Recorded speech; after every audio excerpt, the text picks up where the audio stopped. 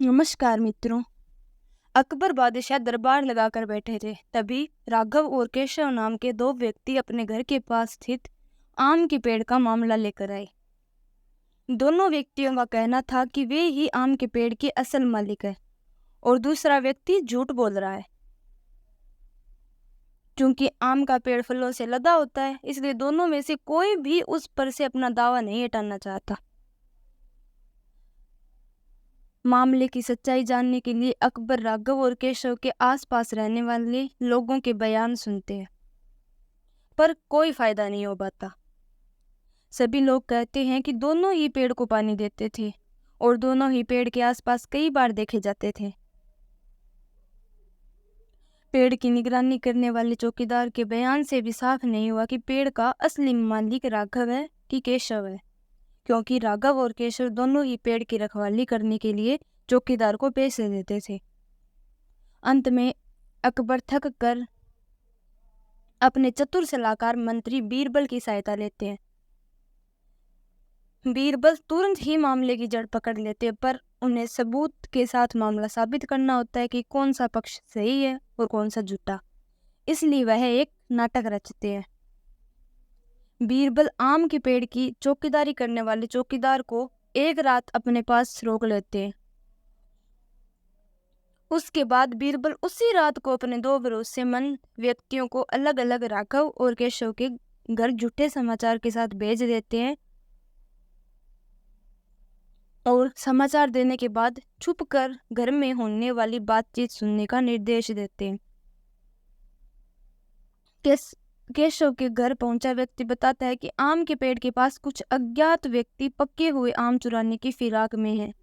आप जाकर देख लीजिए। यह खबर देते वक्त केशव घर पर नहीं होता है, पर केशव के घर आते उसकी पत्नी यह खबर केशव को सुनाती है।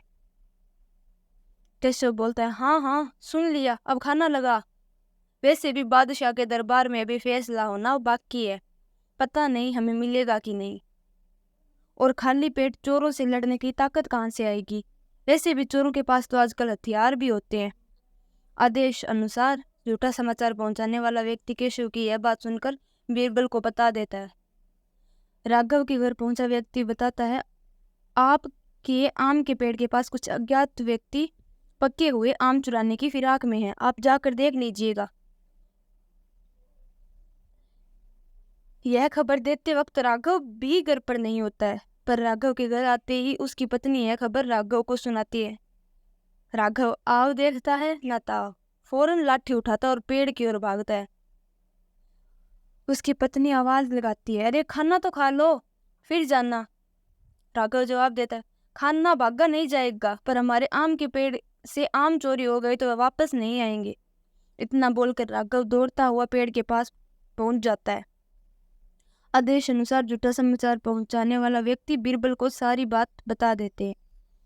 दूसरे दिन अकबर के दरबार में राघव और केशव को बुलाया जाता है और बीरबल रात को किए हुए परीक्षण का वृत्तांत बादशाह अकबर को सुना देते हैं, जिसमें भेजे गए दोनों व्यक्ति गवाही देते हैं। अकबर राघव को आम के पेड़ का मालिक घोषित करते हैं और केशव को पेड़ पर झूठा दावा करने के लिए कड़ा दंड देते हैं तथा मामले को बुद्धिपूर्वक चतुराई से सुलझाने के लिए बीरबल की प्रशंसा करते हैं। सच ही तो है, जो व्यक्ति परिश्रम करके अपनी किसी वस्तु या संपत्ति का जतन करता है उसे उसकी परवाह अधिक होती है।